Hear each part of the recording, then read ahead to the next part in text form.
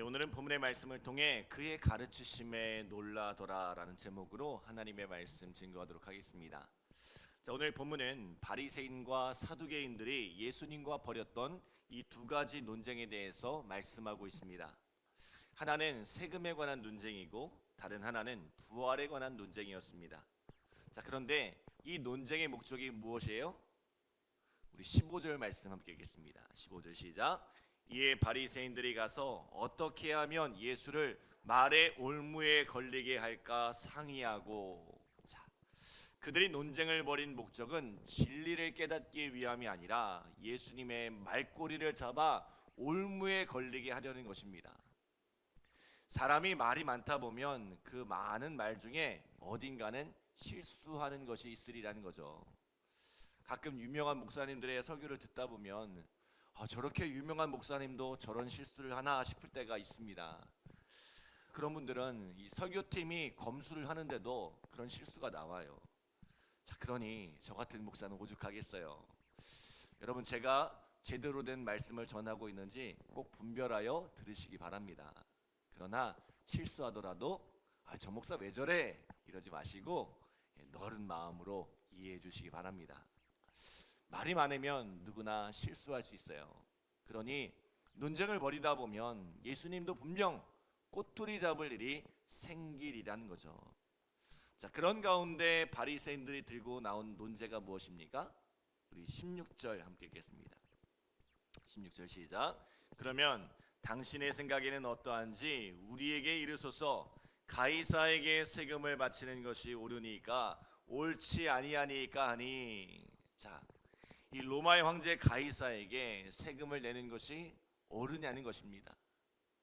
이 로마의 세금은 유대인들에게 굉장히 예민한 문제입니다. 그들은 로마의 나라를 빼앗겼고 이 로마가 부과하는 무거운 세금과 세리들이 또한 부과하는 부당한 세금으로 인해 큰 고통을 겪고 있었기 때문입니다. 만약 예수님께서 세금을 내지 말아야 한다고 한다면 이 세금으로 고통받던 유대인들은 환호하겠지만 그것은 로마 정부에 항거하는 불법적인 일입니다. 이를 책잡기 위해 바리새인들은 이 로마와 결탁한 회로 땅까지 끌고 갔어요. 예수님을 반역자로 체포하겠다는 거죠. 그러나 만약 예수님께서 반역자로 체포될 것을 두려워하여 세금을 내야 한다고 말하면 세금으로 고통받던 유대인들은 예수님을 선지자요 메시아로 알고 있던 백성들은 예수님께 실망하고 돌아서리란 거죠. 예수님은 이럴 수도 저럴 수도 없는 그들의 함정에 빠진 것 같습니다. 그런데요, 예수님은 이 진퇴양난의 길에서 또 다른 길을 찾아내십니다. 여러분, 예수님은 길을 만드시는 분이세요. 홍해를 갈라 바닷길을 내시고 심지어 그 바다 위를 걸어 그 바다가 길이 되게 하시는 분이세요. 또 사막의 강물을 광야의 길을 만드시는 분이세요. 무엇보다 십자가로 하나님께 이르는 길을 만드시는 분이시죠. 예수님 앞에는 막다른 길이 없습니다. 예수님은 우리 앞에 있는 어떤 문제도 해결하시는 분이십니다. 예수님은 그들을 책망하시며 세금 낼 돈을 보이라고 하시죠. 그리고 이렇게 말씀하십니다. 자, 우리 20절 21절 말씀 함께 읽겠습니다. 20절 21절 시작. 예수께서 말씀하시되 이 형상과 이 글이 누구의 것이냐? 이르되 가이사의 것이니이다. 이에 이르시되 그런즉 가이사의 것은 가이사에게 하나님의 것은 하나님께 바치라 하시니. 아멘. 자, 그들이 세금을 내기 위해 쓰던 이 데나리온에는 이런 문구가 있었다고 합니다. 이 앞면에는 황제의 초상과 함께 만인의 주 신성한 아구스도라는 문구가 있고요. 뒷면에는 최고의 제사장이라는 문구가 있었다고 하죠. 자, 그들이 지금 이런 로마의 화폐를 쓰고 있는 것처럼 그들은 로마의 질서 아래 살아가고 있습니다. 그러니 억울하고 분해도 이 로마의 질서를 따라 살아가라는 거죠. 그러나 그 로마의 질서 아래 살아가면서도 우리가 하나님의 백성이라는 사실을 잊지 말라는 뜻입니다. 나라의 주권을 빼앗기고 로마의 폭정 속에 살아가지만 그 시간들을 잘 견뎌내며 하나님의 백성으로서의 그 정체성을 가지고 살아가라는 뜻입니다. 정말 기가 막힌 대답 아닙니까? 오늘날 세상을 살아가는 우리 그리스도인들에게는 참 귀한 시사점을 주는 메시지입니다. 자, 우리는 때로 세상의 불합리함 속에서 살아가야 합니다. 때로는 그런 잘못된 세상을 다 뒤엎어 버리고 싶기도 합니다. 그러나 그러한 세상을 잘 견디어내라는 거예요. 잘 참고 인내하라는 거예요. 그럼에도 불구하고 그 세상과 동화되지 말고 세상과 구별된 삶, 하나님의 백성, 거룩한 성도의 삶을 살아가라는 거죠. 자, 이 말씀을 들었던 유대인들은 아마 큰 위로가 되었을 것입니다. 로마의 압제 아래 숨죽이며 고통을 당하면서도 항거하지 못하고 그저 견뎌내야 했던 그들에게는 큰 자괴감이 있었을지도 모르겠습니다. 그러나 그것을 견디어내는 것이 신앙이라고, 그것을 견디며 하나님을 바라는 것이 신앙이라고 말씀하시는 이 예수님의 가르침에서 큰 위로가 되었을 것입니다. 자, 반면에 예수님을 반역자로 몰아세우고자 했던 이 바리새인들과 헤롯 당은 그 앞에서 아무런 반박도 할 수가 없었습니다. 그들은 완벽한 함정을 팠다고 생각했지만 예수님의 지혜는 그들의 지혜와 비교도 할 수 없을 만큼 컸다는 거죠. 고린도전서 1장 25절에 보면 이런 말씀이 있습니다. 하나님의 어리석음이 사람보다 지혜롭고 하나님의 약하심이 사람보다 강하니라. 사람들이 아무리 지혜를 모은다 한들 하나님의 지혜를 당할 수 있겠냐는 거죠. 그렇게 예수님은 바리새인과의 논쟁에서 완승하셨습니다. 자, 그러자 바리새인들과 경쟁 관계에 있던 사두개인들이 예수님과 논쟁을 하겠다고 찾아왔습니다. 자, 우리 23절 말씀 함께 읽겠습니다. 23절 시작. 부활이 없다는 사두개인들이 그날 예수께 와서 물어 이르되. 아멘. 자, 사두개인들은 어떤 사람들이에요? 이들은 제사장과 귀족을 중심으로 한 집단이고 부활과 내세가 없다고 주장하는 사람들입니다. 자, 그들은 천국 같은 것은 존재하지 않는다고, 눈에 보이는 세상이 전부라고 믿는 사람들입니다. 그들이 가진 기득권처럼 이 땅에서 잘 먹고 잘 사는 것이 중요한 사람들입니다. 이러한 논리를 주장하기 위해 만든 논쟁이 계대법 논쟁이에요. 자, 모세의 율법에는 어떤 사람이 자식이 없이 죽으면 그 아내를 동생에게 주어서 자식을 잊게 하라는 계대법이 있습니다.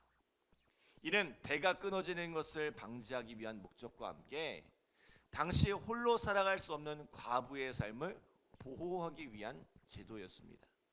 그런데 이들이 천국에서 같이 만나면 서로 얼마나 어색하겠냐는 거죠. 천국에서는 누구의 아내로 살아가야 하느냐는 거죠. 만약 7형제가 있는데 첫째가 죽어서 둘째가 그 아내를 취하고 또 둘째가 죽어서 그 셋째가 그 아내를 취하고 그렇게 넷째, 다섯째, 여섯째, 마지막 일곱째가 그 아내를 취하고 모두가 죽어서 천국에서 만난다면 그 7형제 중에서 누구의 아내가 되겠냐는 거죠. 한 여인이 7형제를 거느릴 수도 없고 하나님께서 이렇게 말도 안 되는 상황을 만들 리가 없다는 거죠. 자, 그러므로 천국이 없다는 것이 그들의 논리입니다. 자, 이에 예수님이 뭐라고 대답하세요? 자, 우리 29절 30절 말씀 함께 읽겠습니다. 29절 30절 시작. 예수께서 대답하여 이르시되 너희가 성경도 하나님의 능력도 알지 못하는 거로 오해하였도다. 부활 때에는 장가도 아니 가고 시집도 아니 가고 하늘에 있는 천사들과 같으니라. 아멘. 자, 그들이 천국을 알지 못하니 이런 궤변을 만들어냈다는 거죠. 자, 천국은 어떤 것이에요? 저도 가보지 않아서 잘 모르겠지만 예수님의 말씀을 따라 풀어보면 그곳은 장가도 가지 않고 시집도 가지 않는 곳입니다. 다시 말하면 세상의 질서에 매이지 않는 곳이 천국입니다. 지난번에도 말씀드렸던 것처럼 저에게 우리 성도들이 아주 소중하지만 제 아내나 또 제 아이들보다 소중하지 않습니다. 이것은 우리 성도들도 마찬가지겠죠. 그러나 천국은 어떤 곳이라고 했어요? 누가 더 소중하고 덜 소중하고 할 것이 없는 세상이라고 했습니다. 그곳에서는 모두가 다 똑같이 소중한 존재입니다. 그곳에서는 우리 모두가 한 가족, 한 형제, 한 지체입니다. 한 몸이라는 거죠. 완전한 사랑으로 하나가 되는 곳, 1 더하기 1 더하기 1이 되는 곳이 바로 천국이라는 것입니다. 이 땅에서는 싫은 사람과 좋은 사람이 있죠. 더 좋은 사람이 있고 덜 좋은 사람이 있죠. 이 땅에서의 사랑이라는 게 이런 한계를 가지고 있습니다.